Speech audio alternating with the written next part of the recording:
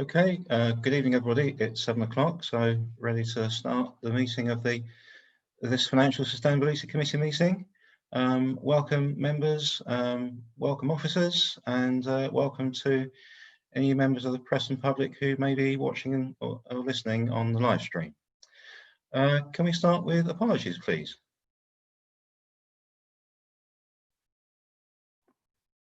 Yes, good evening, members. I've received 2 apologies for absence, one from Councillor Devonshire and one from Councillor Drake, Chairman. Thank you very much. Do we need to undertake a roll call?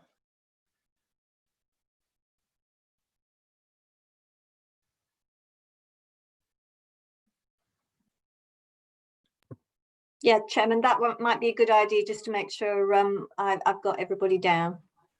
Okay. So we have Councillor Huggins. Evening, Chairman. Councillor Goldspink. Yes, Chairman, I'm present. Councillor Redfern. She's there, I can see her. Okay. Councillor Ward Booth. Here. Councillor Stowe. Yes, present. Thank you. Councillor Alder. Thank you. At the moment, it looks like we do not have Councillor Crofton, but it may be he's a bit late joining us. Okay, thank you. Move on to Chairman's announcements. Well, welcome to you all, and particular welcome to Councillor Andrew Huggins, as he's joined the committee now for this year. And we look forward to your insight and input over the coming session. Would also like to extend the invitation to Councillor Drake, as she's also new to the committee now, but I have to use the opportunity of the next meeting to do that. Just a reminder of Zoom meeting protocols. I know we're all getting used to them now, but if anybody wants to speak or ask a question, comment, please raise the blue hand. Please mute when you're not speaking. And this meeting is being live streamed, so just be aware. Okay, thank you. Can we move on to the minutes of the meeting we had on the 16th of October last year?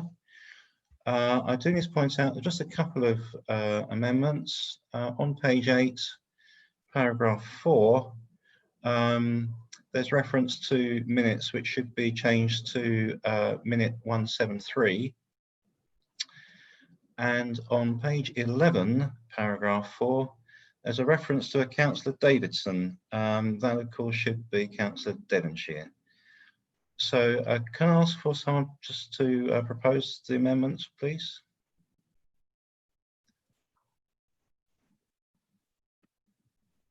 Have Councillor Goldspink. And Yes, you. yes, Chairman, I'm very happy to propose that we accept these minutes.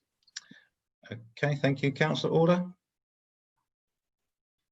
Happy to second. Thank you very much. Can we take the minutes as approved, subject to those amendments? Okay. Thank you. Okay. Abstaining, Chairman.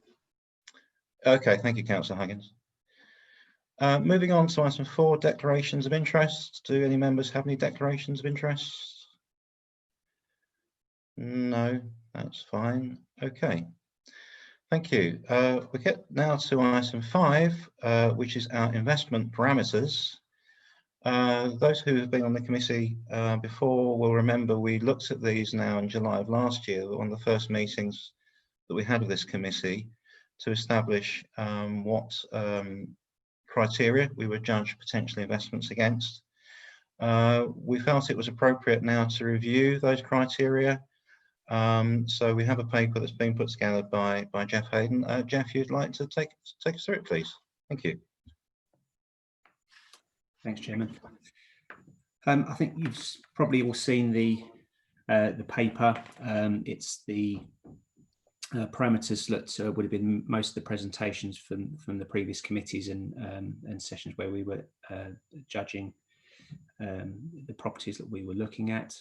There are current parameters A through M, and then 3 exemptions from those criteria.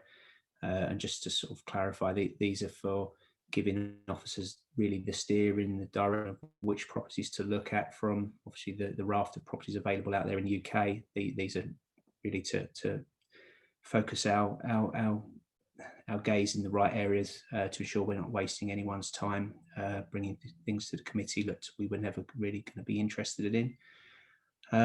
So it's really, I'm just going to go through these one by one, and happy to kind of have a debate if anyone wants to pitch in and have any comment on each of these.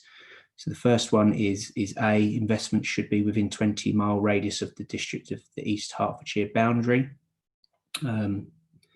Anyone have any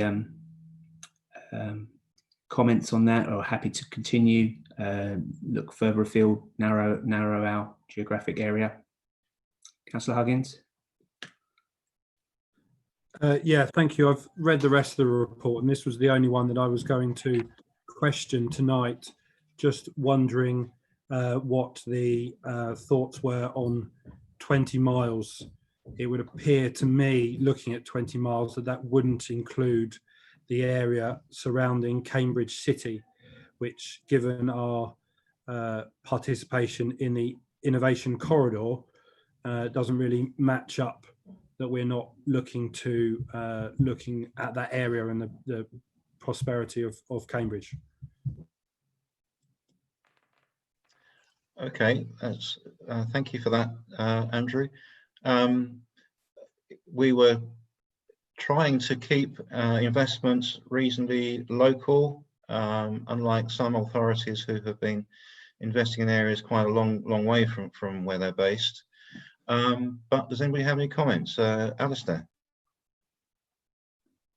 Thank you, Chairman. Sort of echoing what Councillor Huggins said, I just wonder whether what the committee's view on taking out the sort of strict 20-mile limit would be, and saying sort of a reasonable distance from East Herts. I'd get the reasoning for keeping investments relatively local so officers can manage them. And I'm not suggesting that we go crazy and buy shopping centres in the northeast or copy some other councils. But I think if there's a property that officers are satisfied they can manage and is appropriate and reasonable, then that would be something we could consider. Okay, that would certainly give us a bit more flexibility. Bob, I can see you wanted to come in. Thank you, Chairman. Yeah, it's just to offer a bit of information about some of the background work and concern that there has been about 1 or 2 authorities who have got carried away in terms of investing sums much greater than the total values of their balance sheet or tax revenues in properties scattered far and wide across the country. At the moment, the reviews into that and into changes to the Public Works Loans Board regulations haven't been concluded, but there is a suggestion that borrowing just for purposes of earning a yield from the PWLB may be restricted in future, and also borrowing in order to invest outside your immediate area may be restricted in future. So I think 20-mile radius is a sensible limit, because if we're going to be investing in property, then we would want to be able to argue that we weren't necessarily doing it for yield, but to assist with the economic development of our own area. And where you're only sort of 20 miles away, and that's within the commutable distance, I think there's a reasonable argument you could make that might have some influence and some benefit within your own area. Once you start getting beyond that sort of range, you're then getting to be more and more difficult in terms of making that argument. So that's just something to be aware of. Okay, thank you, Bob. Andrew, I think you wanted to come back. Yes, just coming back on both. I think my suggestion would have been only an increase to 25, which would have then included the whole city of Cambridge, which lies just just outside that radius. The other option, of course, is if you weren't going to specify a particular distance, which is what Alistair, I believe, was going towards, it would be better to look at journey time on major trunk roads. And that way it feels like it's still part of the area. But thank you. Okay, Tony. Yes, thanks, Jeff. I just wanted to sort of go back a bit to when we started, and we were very new to the situation, and that's a reason why I think we felt we needed to keep a tight radius on it. I think for whatever we invest in, we've got to have more than just a report to say it will make the yield we want. I think we need to have a feel for these places, and I think that's important at this stage. And I think all the time we've got to bear in mind there's the one reason we're doing this is actually to make some money and in turn help our residents with services and keeping the actual rates down for them. It's not really to do anything.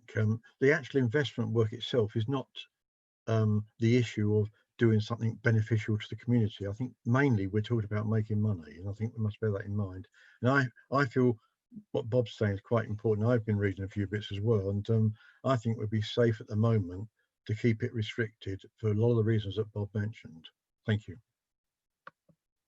Okay, thank you, Tony. Marnie?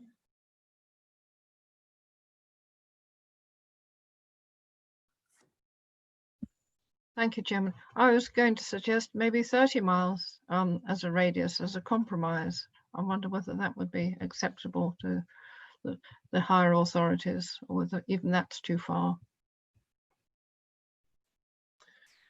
Okay, well, there's some options being put forward there.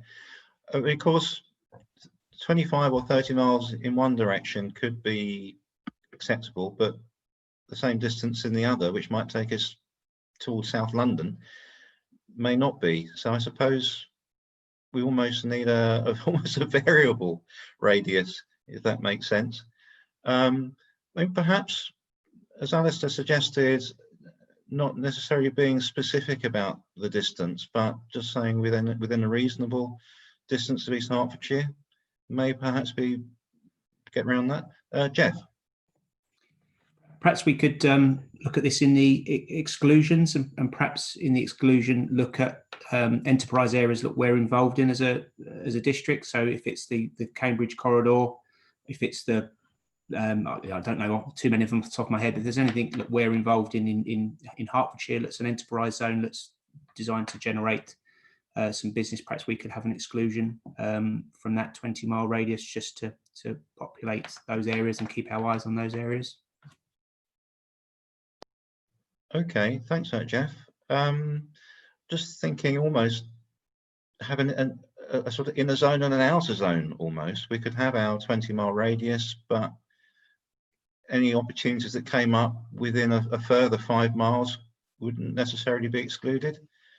Sorry, Angela, I know you wanted to speak. Thank you, Chairman.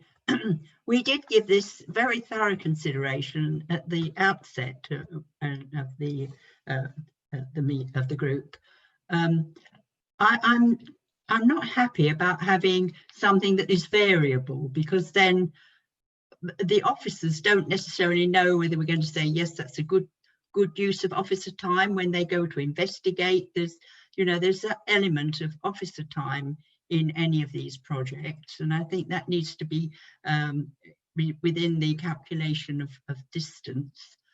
And I also feel that it is a case of trying to do things more local that will actually support and be something that our residents could relate to.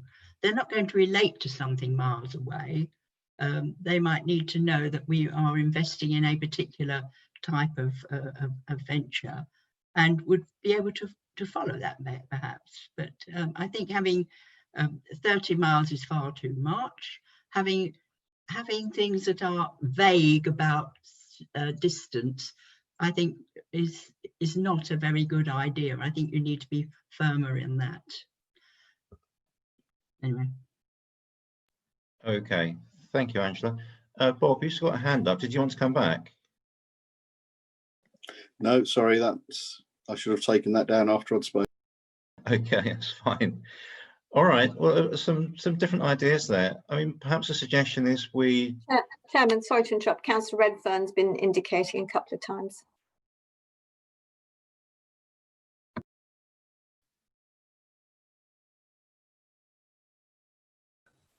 Thank you, Chairman.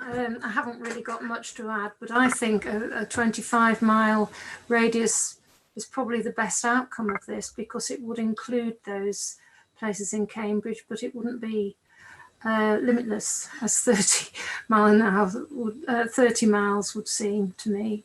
So I think, or the suggestion that it goes along the corridors, the travel distance time. I think that's also a very good idea. Thank you. Okay, thank you. Okay, well, we've got a few suggestions. Should we just consider extending the radius to 25 miles? This is something that can be reviewed again in the future. It just expands our range a little without going too far away from base. Would the rest of the committee find that an acceptable proposition?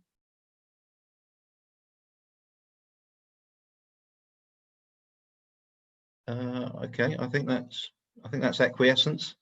So can we make that part of our recommendations then? Do I need to propose that, Chairman? No, I think we'll get to the end and then we can amend the recommendations accordingly to any other amendments you may choose to incorporate, if that's okay. All right, thank you. Okay, Jeff, number B.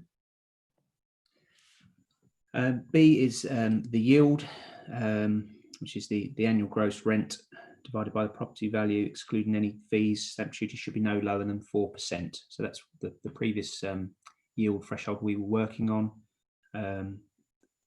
So just, yeah, throw that one out there. Should that be, I don't believe it should be reduced, but it's whether it should be pushed out. Bob might want to come in here on some of the financial stuff that's been shared with members recently. Yeah, if I can assist, Chairman, I will be doing a presentation. I think it's next Thursday, one of the Thursday evening slots for all members. That's something I've already done to the senior management group, and that's why Jeff is referring to it. It is the authority's overall position in terms of capital. Historically, the authority has been very well off with capital since selling off its housing stock back in 2002. But we are getting to the point now where most of those capital resources are used up. And with the capital programme that currently exceeds 122 million, we will be in the position of actually borrowing in order to finance capital activity in the future. Now, that means that where we're undertaking any capital activity, we have to allow for two things. We are required by law to set aside what's called a minimum revenue provision, and that's an amount to make sure that we're able to repay the debt subsequently.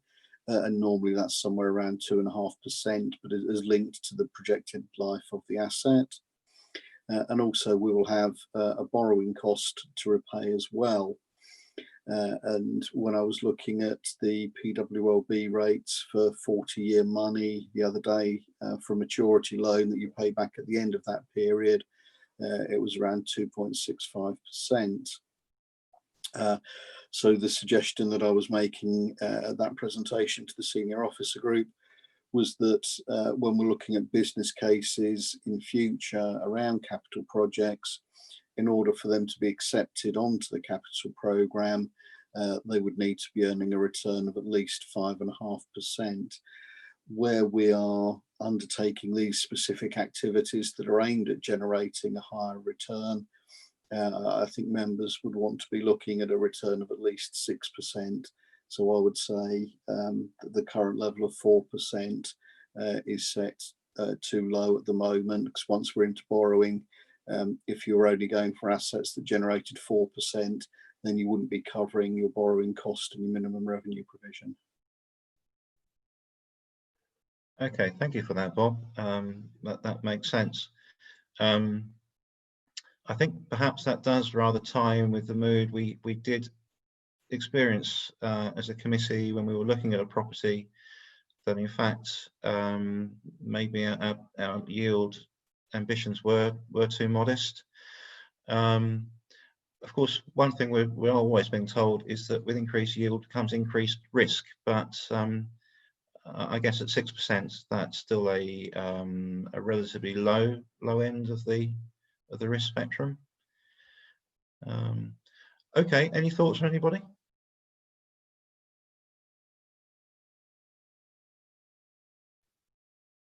Okay, shall we suggest we increase the yield to 6%?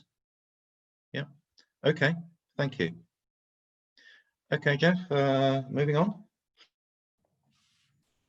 Parameter C, investment should not be within a high or medium risk flood zone. Environmental agency classification for a flood zone for obvious reasons, so that our investment doesn't get damaged in those kind of regular flooding, 1 in 100 years, 1 in 50 year flood events. Anyone have anything on that? I can't imagine that's something we would want to change, but I'll put it out to the committee. Angela? And eminently sensible. Certainly something should be included. So, yes, support it being there. Okay, thank you. And Tony? I'm sorry. All I was going to say was, unless it's a boat yard, I think we'd keep well away from the medium and high risk areas. Okay, thank you. Moving on then, Jeff. On a similar vein, parameter D is to avoid investments with historic or current nuisance, such as contamination, hazardous process, like petrol stations, chemical plants, that sort of thing, where becoming owners could put us in jeopardy for clean-up costs from previous owners. Okay, again, anybody got any comments on that? No, I think we're happy with that one. On to parameter E. Assets should be either freehold or long leasehold with unexpired terms exceeding 80 years.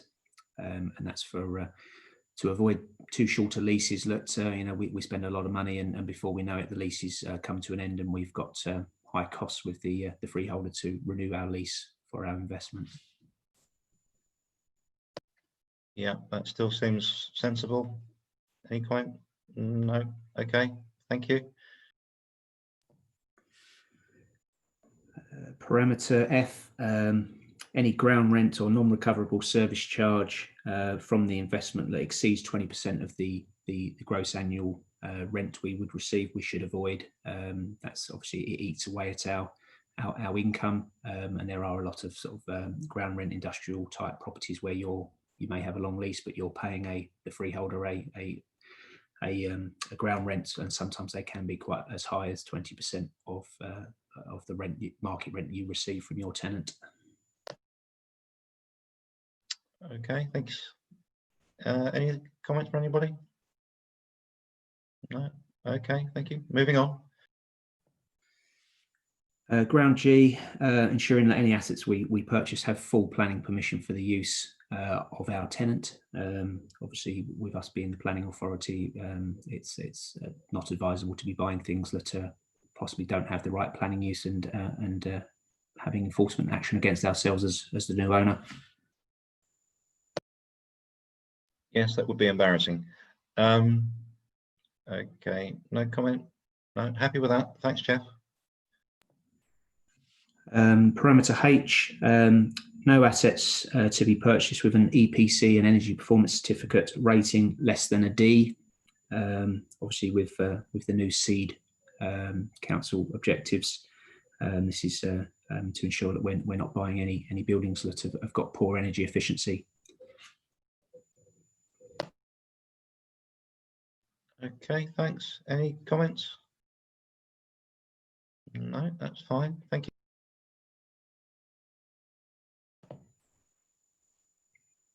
Parameter I.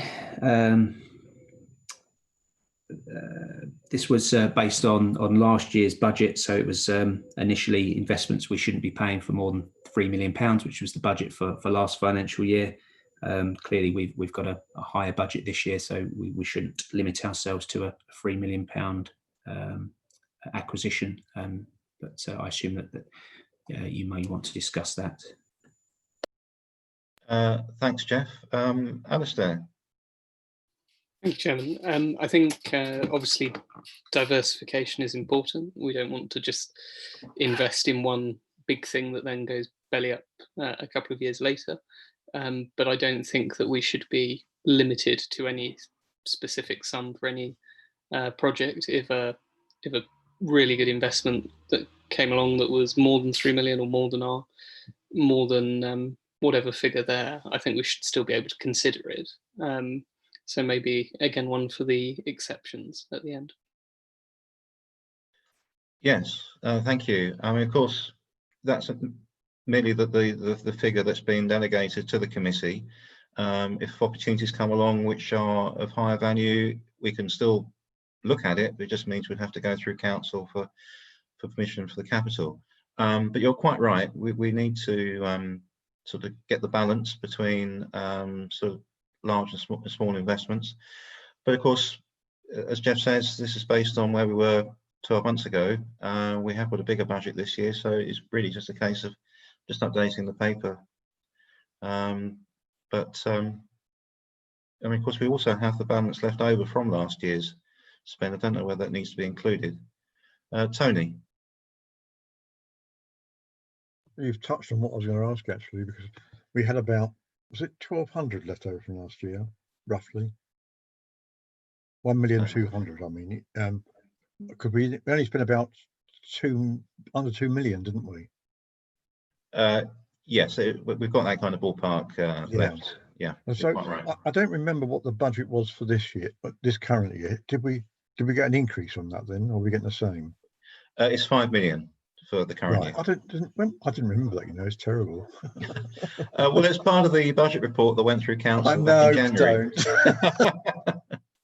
But that was a big report. Lots in it. Okay, so that's fairly straightforward, Jeff. Okay, right, moving on to Jay. Yep. Jay, investments in residential or mixed use developments, we would only consider in partnership with our Millstream, our residential investment company. That's because East Herts District Council cannot be a landlord of an assured short-hold tenancy. As soon as a residential tenant would occupy a flat we then owned, they would become a secure tenant and have the right to buy under that. So we would have to go in partnership with Millstream. I think we discussed this quite a few times last year on a few developments about seeing whether Millstream would be interested in the residential parts of the development. Yeah, that point is still perfectly valid now. Does anybody want anything to say on this? No, that's fine. Thanks, Jeff. So Kay. K was investments containing charities or non-profit making third sector organisations would be avoided due to the current community lettings policy at East Herts. And just as a reminder to that, current charities under the policy at lease renewal can apply for up to 80% discount in their market rent for a lease renewal. And you know, I think we're aware that obviously our investment side of East Herts versus our community assets side, there needs to be a bit of a fine tuning of that policy to separate our investment portfolio from our community assets, such as bowls clubs, scout huts, that sort of thing, which is what the policy was aimed at. We still haven't undertaken that policy change yet, but happy to throw that one to you guys to discuss. Okay, thank you, Jeff. Marnie. Thank you. You're on mute at the moment, Marnie. Can you hear me now? Yes. Yes, thank you. I'm sorry to be ignorant. I don't quite understand what this means. Does this mean that we should not invest in any property which at the moment is rented out to a charity? Is that what this means? Essentially, yes. We have a community lettings policy that was introduced about 4 years ago, where charities get discounted rates against market rents for any properties. For example, it could be a Scouts hut or a bowls club or something like that.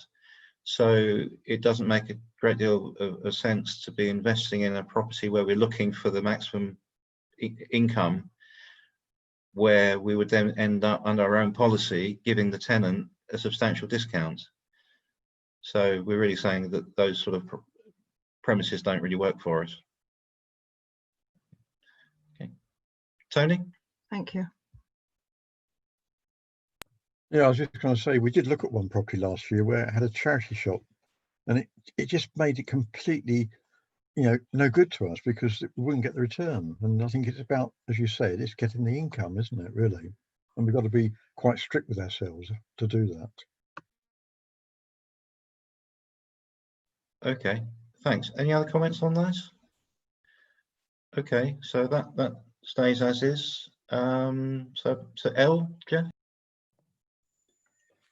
So L is investments containing voids or leases that can be broken earlier than 5 years for more than 20% of a multi-let investment should be avoided. So a single property with a tenant with only 4 years left should be avoided because of that uncertainty around what they would do at lease renewal, or a multi-let office, serviced office, for example, that had more than 20% vacant at the time of us buying it should be avoided again in case we don't get that void part let as quickly as we would have liked. Okay, thanks. Any comments on that? No? Okay, that's fine, thank you. So just to M then. Just the last one, which we had originally, but I think partway through the year we discounted this, and this was investments elect for VAT should be avoided. So we didn't pay obviously large amounts of VAT on top of the purchase price. That was so we could get a handle on our VAT position as an authority. But I think midway through last year, we found out what the position on the VAT was, and that was okay to buy assets with VAT. So I'll leave you to discuss that one. Oh, thank you. Alistair. I was only going to make that point that we sort of discarded that one, and in the commercial world, quite a few properties can be elect for VAT, so we might be discounting ourselves from a good investment opportunity if that stayed. I wonder whether Bob could just tell us a little bit about the VAT position for the council and whether the upcoming capital programme would impact the ability to reclaim VAT if we made an investment purchase, etc. Please, Bob. Thank you. Yeah. At the moment, the calculations that have been done show that we've still got a reasonable margin before we get above the threshold. So it would need to be quite a significant investment, so certainly above the level of the finance that the committee's got available to it at the moment, before it started to impact on that calculation. And in any case, HMRC do tend to be quite lenient. And as long as you can explain that it's a one-off breach of the threshold for a particular financial year, then they tend to allow you to still get away with that. Okay, so the proposal is then that we lose letter M, number M. Okay, right, fine. So that leads us on now to the exceptions. Take us through those, Jeff. Yep, so that's obviously the above criteria. If we're looking at properties for sale, we would discard some of those A to M if the opportunity was an adjoining existing council ownership, based on marriage value, potential added value to us because of our ownership next door. So that's N.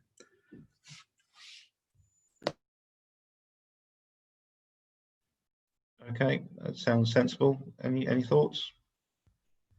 No, that's fine. Thanks. Exception O, opportunities for projects where development, demolition, change of use fits in with a project business case.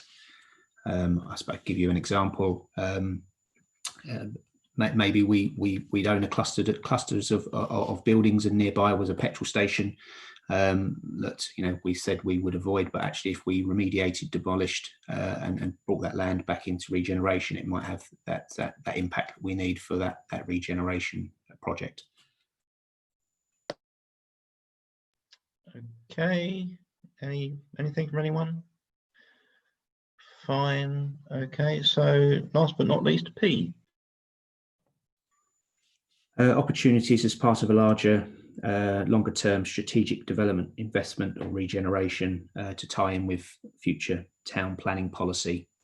I suppose an example of that would be if Hertford or Bishop Stortford, we had ownership and we knew that the planning policy was to drive residential development in one particular direction, or more commercial developments, we could invest for the longer term, knowing that in maybe 10-15 years time that development or that regeneration might span into that geographic area. Okay, any comments on that? No, that's fine. Okay, Jeff, thanks very much indeed for that. So essentially we've got the 4 recommendations on page 15. Recommendations A and C just cover our review and discussion on the criteria, which we've done. B and D are for any recommended changes. So under recommendation B, we want to make 3 changes, I think it is. So we're going to change A. Chairman, do you want me to quickly run through what you've got here, as I see quickly made a note of on the, yeah? That'd be fine. Thanks, Lorraine. Yeah, A was to increase to a 25-mile radius. B was to increase the yield to 6%. C, D, E, F, G, H remained the same. I, to look at any properties which have a higher value and that you would still have a look at. J, K, L remained the same. M to leave out, to omit that particular one, and N, O, P remained the same. I think just going back to I, Lorraine. Yeah. I think we're merely saying that for the current year, which is 2020-21, of course, Right. the value can't exceed 5 million. Oh, right. That being what's in the current budget. Right. If that's okay. But otherwise, yes, you've captured it completely. Andrew? That doesn't answer the question as to whether or not last year's budget rolled over and whether that would need to actually say 6 million, Chairman. Sorry, yes. I think it should be about 6.2, but it may be officers need to confirm. I think it would be closer to 6.1 because of the stamp duty and the fees that we paid on top of the, I think it was 1.8 million we paid for Rapier House. So it's closer to 1.1 available. Okay, if we can change it to that then, please. Otherwise, yes, the other 3 were fine. So members, with those changes to recommendation B, or included within recommendation B, can we take the 4 recommendations on page 15? Would someone like to propose? Thanks, Andrew. And seconder? I've got Miney. Okay, thank you very much. Is everybody supporting the recommendations? Yes. Yeah. Okay, that's unanimous. Thank you very much indeed.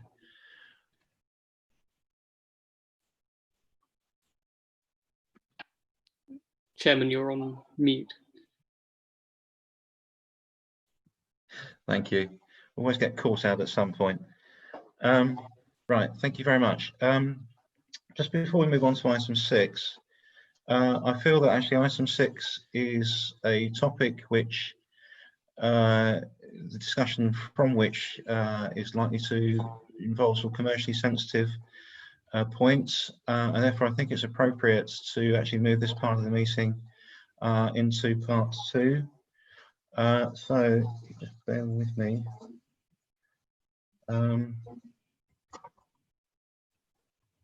So I would like to move that under section 100 of the Local Government Act of 1972, the press and public be excluded from the meeting for item 6, the market update, on the grounds that discussion is likely to involve the disclosure of exempt information as defined in paragraphs 1 and 3 of part 1 of schedule 12A of the said act. I need a proposer and a seconder for that, please. I'll happily propose. Okay, thanks, Angela. And the seconder? What, Tony? Okay, right. If we're happy, perhaps we could move into part 2. Do you not need to take a vote, Chair? Oh, okay, you may well be right. Let's vote on that. Everybody happy moving to part 2? Yes. Okay. Right. That's unanimous. Thank you very much indeed. Okay. If Lorraine or Rebecca could Yes, arrange. Thank you. Proceed, Chairman, to stop the live stream and pause the recording. If you could just give me a few moments to confirm that back to you, please. Certainly. Okay.